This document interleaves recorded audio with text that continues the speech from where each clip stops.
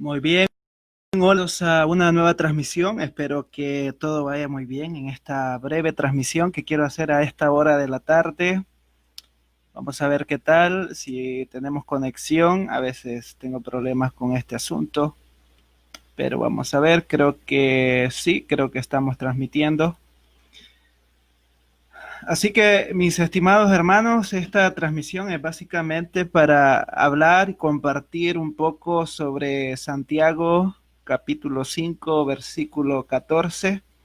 Ese será el enfoque de esta transmisión a raíz de que, bueno, de que hemos visto muchas cosas extrañas en esta pandemia, gente utilizando pues aceite para supuestamente cubrirse del virus o protegerse del virus. Y cuando tú les preguntas por qué hacen este tipo de cosas, bueno, ellos te responden que la escritura enseña de que podemos ungir con aceite y básicamente te llevan a Santiago capítulo 5 versículo 14. Así que mi idea es poder analizar este asunto y sacar algunas conclusiones al final. Y espero que pueda ser útil. Y de hecho, si alguien me pregunta sobre este tema, pues le voy a pasar este enlace para que pueda ver este video. Así que saludos a los que están en línea. Espero que se esté escuchando. Espero que la transmisión vaya bien. Bien, entonces vamos a lo que venimos. El asunto es, ¿a qué se refiere Santiago capítulo 5 versículo 14? Antes de ver eso, quisiera mostrarles un ejemplo radical de lo que es utilizar mala escritura. No voy a reproducir el video acá, pero este es un ejemplo radical por parte de este señor que se hace llamar apóstol, Orlando Medina, según tengo entendido, desde Honduras. El asunto es que el señor está en un helicóptero y está derramando literalmente aceite sobre la ciudad de Honduras. Y nos preguntamos nosotros si esto es bíblico, y eso es lo que vamos a continuación. Este es un breve estudio sobre Santiago 5:14.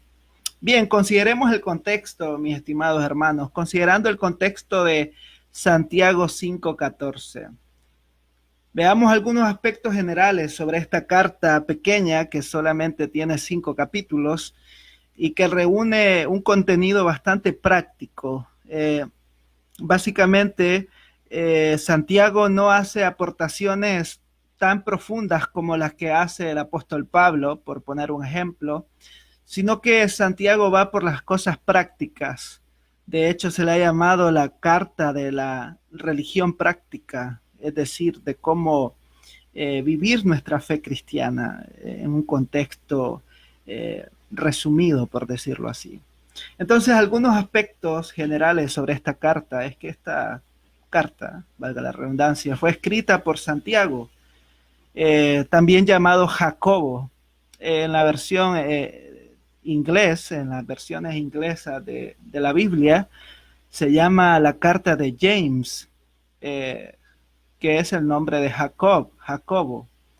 Hay un pequeño ahí, una pequeña curiosidad bíblica de por qué no le llamamos la carta de Jacobo, sino la carta de Santiago, y tiene que ver prácticamente con el nombre griego de Jacob. Pero bien, eso lo vamos a dejar para después. Lo segundo es que fue escrita entre los años 50 y 62 después de Cristo. Es una carta relativamente tardía en comparación a otros escritos.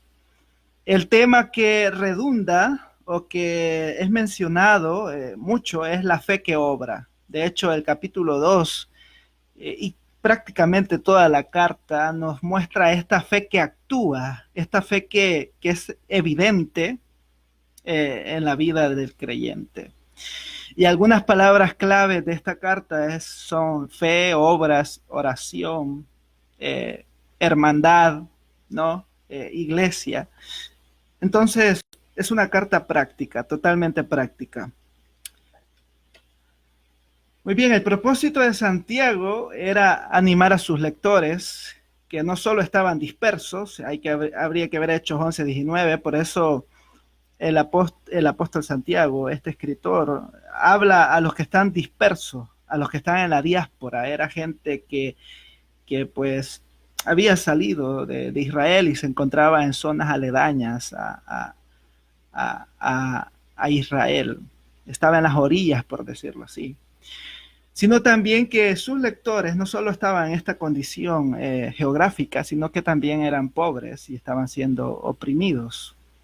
La carta, como ya lo mencioné, tiene un tono moral, ¿no? De cómo comportarse, de cómo vivir. Y son varias exhortaciones para que vivamos de manera piadosa y recta. Entonces, esto es la idea global, ¿no? De la carta de Santiago. Y aquí está un bosquejo que ustedes pueden ponerle pausa por si lo quieren copiar o lo quieren analizar más luego, ¿no? Más con detalle, mejor dicho. Y este es un bosquejo de la Carta de Santiago, el cual he tomado de la Biblia Estudio de Teología Sistemática. Es una Biblia de estudio bastante buena.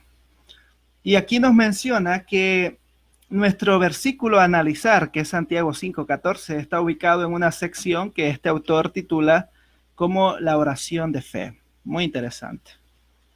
Bien, entonces aquí tenemos nuestro texto a analizar en esta hermosa tarde. Santiago 5:14 lo he colocado en 3 versiones, la Reina Valera 1960, la Nueva Traducción Viviente y la Nueva Versión Internacional. Básicamente dicen lo mismo, únicamente el lenguaje es un poco más dinámico en las últimas 2 versiones. Entonces, vamos a leer lo que dice la Reina Valera 1960. Dice, ¿está alguno enfermo entre vosotros? ¿Quiénes son vosotros? Bueno, son los creyentes, ¿no? Llame a los ancianos de la iglesia y oren por él, ungiéndole con aceite en el nombre del Señor.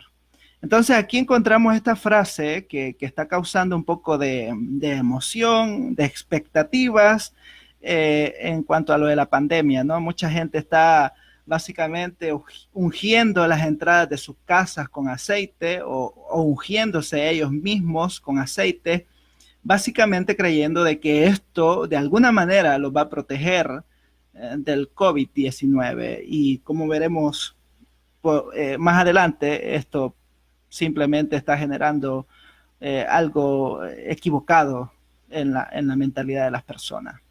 Bien, entremos ya a lo que es el texto. Santiago 5:14, ya lo leímos. Cabe mencionar, mis estimados hermanos, que en la Biblia encontramos muchas exhortaciones a orar. El apóstol Pablo se caracteriza por llamar a los hermanos a orar. De hecho, él dice que él está orando por ellos. Hay muchas cartas que así lo confirman. Aquí tenemos ejemplos. Romanos 15, 30, 32, Efesios 6, 18. Y bueno, ahí ustedes pueden leer las citas. El texto que leímos dice que si estoy enfermo, que llame a los ancianos. ¿Y quiénes son los ancianos? Bueno, dentro de la estructura eclesiástica de aquel entonces, habían ancianos, habían obispos, y esto formaba parte de lo que es la estructura eclesiástica de la iglesia del primer siglo. Los ancianos eran los que estaban más de cerca de la congregación. ¿Y por qué se debía llamar a estos ancianos, a estos líderes? ¿Porque tenían alguna cosa especial? No, simplemente porque ellos representaban a la iglesia en su conjunto. Y sus oraciones son una expresión de las oraciones de toda la congregación o comunidad.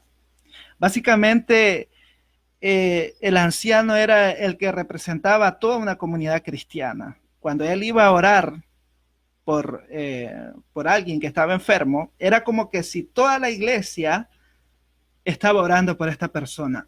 Es como que si toda la iglesia se estaba poniendo de acuerdo en un cierto sentido a orar por aquel que estaba sufriendo, aquel que estaba enfermo. Pero no es que estas personas tenían algún poder especial o que eran más que otras personas, no, simplemente eran personas que tenían una función, un rol eclesiástico. ¿Ya? Muy bien, ahora vamos a lo que nos compete. o más específicamente, ungir con aceite. La carta o más bien dicho, la oración, el llamado a orar que encontramos en Santiago, precisamente en este texto, es muy diferente a las otras exhortaciones a orar que encontramos en otras cartas, ya que ésta posee la particularidad de que nos llama o llama al anciano a ungir con aceite. El único precedente que tenemos de ungir con aceite lo encontramos en Marcos 6, 12 al 13, en la que los discípulos ungían a los enfermos. Cristo envía a sus discípulos a pregonar el evangelio, hacían señales y milagros y también ungían a los enfermos. Esto parte del ministerio de Cristo por medio de los apóstoles o de los discípulos en aquel momento. Entonces hay un precedente en los evangelios. Ahora, mucho se ha debatido, hermanos, no somos los primeros en estar preguntándonos acerca de este asunto, mucho se ha debatido sobre cuál es el significado de la unción. Y yo aquí traigo un breve resumen de todas las posiciones que gente que estudia, ¿no?, más profundo estas cosas ha logrado obtener mediante su dedicación al estudio. Hay 9 significados. El primero es un sacramento que produce un resultado espiritual, especialmente frente a la muerte inminente. El segundo es una aplicación medicinal de aceite. Se presume también que el aceite de oliva, que es el que se presume que se utilizaba en estas oraciones, tenía un efecto, ¿cómo les podría decir? Un efecto de relajación en el cuerpo. Pero esa es un significado que se atribuye. También un tercer significado es una administración puramente para el consuelo físico, porque ser ungido es placentero, porque es un aceite, ustedes saben la textura del aceite cómo es, y aparte es un poco tibio, entonces producía cierto placer, ¿no?, cierta relajación. Número 4 es un símbolo de bendición en general, una representación simbólica de la oración, un símbolo de santificación o dedicación. Esto sí es muy utilizado en el contexto del Antiguo Testamento. Recordemos que cuando se iba a escoger un rey, pues el profeta lo ungía, derramaba aceite sobre él. Una representación simbólica de la presencia del Espíritu Santo, un estímulo para la fe, una promesa simbólica de vida escatológica, o sea, de la vida futura por medio de Cristo Jesús. Entonces aquí están estos posibles significados de la unción. Mucho se ha debatido sobre esto, por eso les digo, no somos los primeros en estar preguntándonos a qué se refiere esto de la unción. Y se ha llegado a una ligera conclusión. No digo ligera porque se ha estudiado profundamente, pero se sugiere que es mejor tomar la unción como un símbolo de la bendición de Dios que acompaña a la oración intercesora, y posiblemente como consagración en el sentido de recordar a los enfermos que pertenecen a Dios. Hermanos, esta unción, esto de orar por los enfermos, precisamente tiene este target, ¿no? Este enfoque directo, y es los enfermos.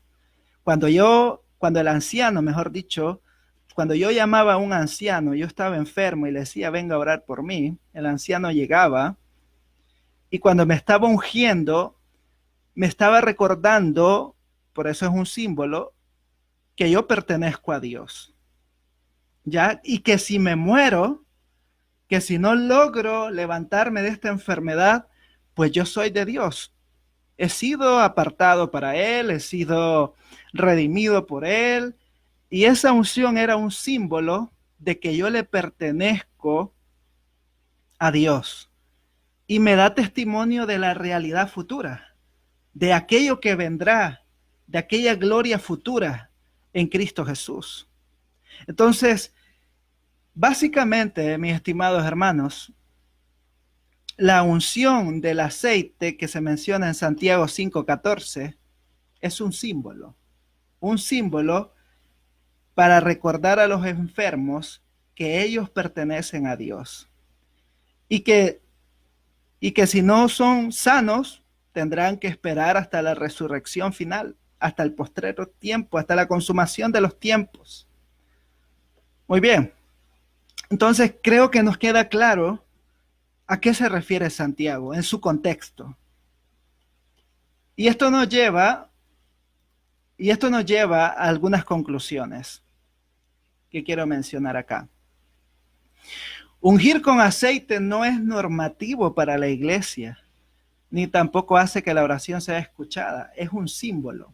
Con esto quiero decir que no es obligación, no es una norma, no es algo que debe hacerse, porque si no se hace, entonces estamos faltando o estamos fallando. No, es algo que sucedió en un contexto muy particular y tampoco hace que la oración sea escuchada, sino que es un símbolo. La oración es eficaz porque es hecha en el nombre de nuestro Señor Jesucristo. Por eso dice el texto que todo esto debe hacerse en el nombre de nuestro Señor. Hermanos, la oración, el poder de la oración no es por sí mismo. La oración en sí misma no tiene poder. El que tiene el poder es Cristo Jesús. El que tiene todo el poder es Cristo. Y es a Él a quien nos dirigimos en oración, tal como Él nos lo enseñó. Nos dirigimos al Padre en el nombre de Jesucristo para recibir conforme a su voluntad. Ahora, lo que la gente está haciendo, hermanos, de ungir con aceite sus casas, sus propios cuerpos para no recibir el coronavirus, eso, hermanos, lamentablemente no va a servir de nada. ¿Servirá orar? Claro que sí, sirve orar, ponernos en la voluntad de Dios. Pero hermanos, y esta es la tercera conclusión que quiero mencionar, ungir con aceite no se sobrepone a la voluntad de Dios. Usted se puede bañar con un barril de aceite, creyendo que porque se ha bañado con ese barril de aceite, pues usted va a estar libre de cualquier enfermedad. No, hermanos, la voluntad de Dios muchas veces encierra la enfermedad para nosotros. Sí, es cierto, el Señor es nuestro sanador, es nuestro ayudador, pero muchas veces vamos a enfermarnos, ya sea por, porque no lo vimos venir o porque sí vimos que nos íbamos a enfermar. Independientemente, en nuestra vida siempre habrá enfermedad porque estamos en un cuerpo sujeto a la mortalidad, sujeto a la corrupción, sujeto al pecado. Entonces, cualquiera se puede bañar con aceite y no va a pasar nada, porque la voluntad de Dios es la que prevalecerá. Y por último, mencionarles que ungir con aceite no es un amuleto de protección o suerte. Porque hay gente, esto es parte de la religiosidad folclórica, ¿no? De cada quien, que cree que ¿se han fijado ustedes que hay gente que creen que si tienen una herradura en su casa o que si tienen una pata de conejo o que si tienen no sé qué otro tipo de amuleto, pues les va a ir bien? Pues alguna gente cree que ungirse con aceite es lo mismo. Si yo me unjo con aceite, entonces todo va a ir bien, ¿no, mis estimados hermanos? Eso no es cierto, no es una realidad. Así es. Y esto aplica también en otro sentido para otras prácticas que tenemos arraigadas en nosotros. Así que lo que este señor hace, y lo quiero poner acá en pantalla, lo que este señor hizo, mejor dicho, este señor subido en un helicóptero, derramando, qué sé yo, un galón de aceite.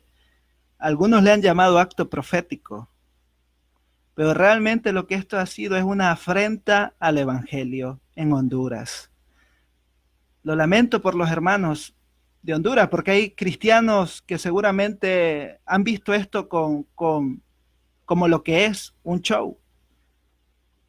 Y mucha gente inconversa se está riendo de estas cosas porque piensan que todos los cristianos creemos estas cosas. Pero hermanos, hoy hemos visto que la Biblia no nos acredita para bañarnos en aceite, ni mucho menos para hacer este tipo de espectáculos. Espero, hermanos, que con este breve video y un tanto limitado, ustedes puedan considerar lo que hoy les he mencionado y buscar verdaderamente la verdad en las escrituras. En las escrituras, hermanos, encontramos la verdad. Mucha gente hace cosas y cree cosas porque no lee la Biblia, porque no profundiza, porque no averigua, porque no investiga. Hermanos, como dijo nuestro Señor Jesús, la verdad nos hará libres. La verdad nos hace libres. Por último, menciono la bibliografía que está ahí por si ustedes la quieren consultar. Son algunas obras donde he consultado estos datos que hoy les he presentado. Bien, hasta acá mi transmisión. No quiero dilatarme más, solo leo algunos comentarios. Saludos, Andrea Sánchez, Manuel Martínez, saludos hermanos. Sí, también. Hermanos, esa práctica, de hecho este señor, el apóstol que les menciono acá, derramó, él dice que está derramando la sangre de Cristo sobre Honduras. Se subió a un helicóptero, como ya había derramado aceite, pues ahora se subió nuevamente el helicóptero y derramó vino, vino sobre Honduras. Eso fue muy, muy triste, muy lamentable. Hermanos, y esto es lo que yo temo, y con esto quiero ir cerrando ya. Y esto lo he platicado con muchos hermanos. Después de esta pandemia, porque esto no sabemos cuándo va a terminar, posiblemente este año, no lo sabemos, pero vamos a empezar a ver un efecto en nuestras comunidades cristianas. ¿Y cuál es este efecto? Mucha gente, hermanos, se va a apartar del evangelio porque le enseñaron de que si declaraba o decretaba o que hacía cualquier cosa, entonces iba a ser sano. Y mucha gente está viendo morir a su familia y eso va a generar cierto remordimiento hacia Dios. También vamos a ver un surgimiento de sectas pseudo cristianas. Vamos a, hermanos, se viene un cuadro y no es que yo sea profeta, no es que yo sea un experto en religión, pero la lógica y ver la realidad apunta a esto. Se viene, hermanos, una situación muy difícil dentro de las filas cristianas. Muy difícil. La apostasía va a incrementar. Y por eso yo soy creo en lo que el apóstol Pablo dice allá en 1 Tesalonicenses, que antes que se manifieste el hombre inicuo, habrá rebeldía, parafraseando a Pablo. Yo considero, hermanos, que el avivamiento bíblico ya está ocurriendo. La gente está buscando la Biblia, pero la señal de los postreros tiempos más evidente es la apostasía. Tiene que haber apostasía, tiene que haber rebelión. Y mucha gente va a utilizar esto de la pandemia tal vez como una excusa, tal vez como una justificación para alejarse de Dios. Hermanos, se viene una temporada complicada. No quiero ser fatalista o alguien que está jugando a predecir. No, el Señor sabe que no. Pero sí se vienen unos retos muy interesantes y muy complejos. Por lo tanto, es importante que ustedes y yo nos estemos preparando en la palabra de Dios y orando, sobre todo buscando al Señor en oración para poder afrontar estos retos, para afrontar estas filosofías, estas teologías que van a surgir no dentro de muy poco. Y si me equivoco, qué bueno es, qué bueno sería. Y si estoy acertando, pues que Dios nos ayude. Las cosas se van a complicar. La gente está pensando en la economía, está pensando en el dinero. Hermano, usted como pueblo de Dios, pensemos en lo que espiritualmente se viene. Hermano, se viene algo muy grande. Y no precisamente el tercer gran avivamiento que están esperando los neopentecostales. No, se viene algo más crítico. Se viene apostasía. Y Dios que nos ayude. Dios que nos ayude. Aquí es donde empieza a surgir, hermanos, con más fuerza muchas cosas. Tal vez alguna ocasión puedo compartir sobre este asunto. Bueno, hasta acá la transmisión, mis estimados hermanos. Saludos a hermana Mayrin Iniestra. Saludos a hermanos Manuel Martínez. Saludos a Yasmín Teodoro. Saludos, hermana, y así a cada uno que ha estado por acá. Saludos también a Mariuxi Jaramillo. Que Dios los bendiga y nos ayude a crecer cada día. Será hasta cada transmisión. Gracias a todos. Dios les bendiga.